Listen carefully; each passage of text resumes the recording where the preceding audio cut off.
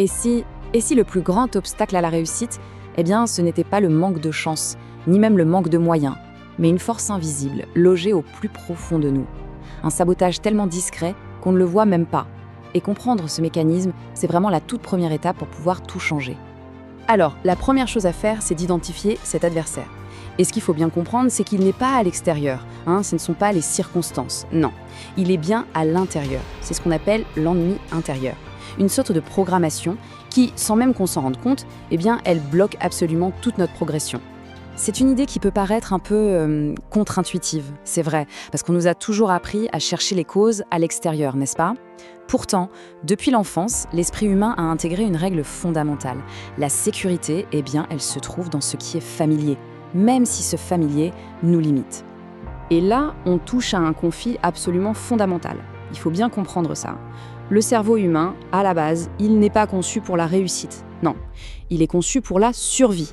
C'est sa programmation la plus ancienne. Elle donne la priorité à la sécurité, à ce qui est connu, même si ça veut dire stagner.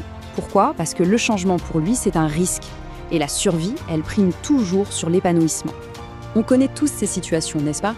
Vouloir lancer ce projet, prévoir d'aller à la salle de sport, se dire qu'il faut quitter ce job toxique. Ce sont de bonnes intentions, mais elles se heurtent à un mur. Et attention, ce mur, ce n'est pas de la paresse, ce n'est pas de l'incapacité. Non, c'est une résistance neurologique. Le cerveau, lui, il associe l'inconfort du changement à un danger. Et donc, qu'est-ce qu'il fait ? Il déclenche des mécanismes d'évitement, juste pour nous garder bien au chaud en territoire connu. Donc, vous voyez, l'ennemi, au fond, ce n'est pas la difficulté de la tâche. Pas du tout. L'ennemi, c'est cette ancienne version de soi-même, celle qui s'accroche à ses vieilles habitudes et qui refuse d'évoluer. La vraie bataille, elle est là. Elle est interne, contre nos propres schémas qui sont devenus dépassés. Bon, mais alors, comment ça fonctionne exactement, ce sabotage de l'intérieur ? Eh bien, la science nous donne des réponses assez précises sur les mécanismes qui nous gardent piégés. Le premier principe, c'est la conservation de l'énergie. Il faut imaginer que chaque action, chaque nouvelle pensée, ça consomme de l'énergie mentale. Beaucoup d'énergie. Alors, le cerveau, qui est un peu économe, il va toujours préférer prendre les autoroutes déjà construites, les habitudes. Créer une nouvelle route, un nouveau chemin, ça demande un effort énorme. Donc, par défaut, il va toujours choisir ce qui est facile et automatique. Et puis, par-dessus ça, on ajoute la bombe des distractions modernes. Chaque notification sur le téléphone, c'est une petite décharge de dopamine, une récompense immédiate. Alors, franchement, pourquoi le cerveau irait s'embêter avec l'effort d'un projet à long terme quand il peut avoir son petit plaisir là tout de suite ? L'échec, bien souvent, ce n'est pas une question de faiblesse, c'est juste la conséquence d'une overdose de récompenses faciles. Et enfin, il y a la peur de la perte. C'est ce qu'on appelle un peu le paradoxe de la cage dorée. Le cerveau préfère de loin protéger ce qu'il a déjà, même si c'est un confort tout à fait médiocre, plutôt que de risquer de le perdre pour obtenir quelque chose de potentiellement meilleur. Cette peur de perdre, c'est un mécanisme de survie extrêmement puissant, et c'est ça qui nous cloue sur place. Au final, on se retrouve à vivre dans une prison où l'on est à la fois le prisonnier et le gardien.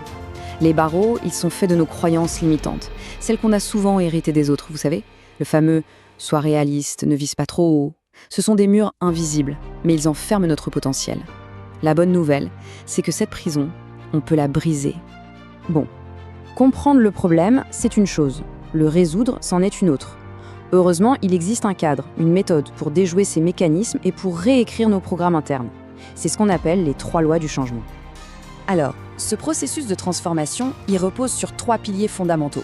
3 lois conçues pour justement contourner la résistance naturelle du cerveau.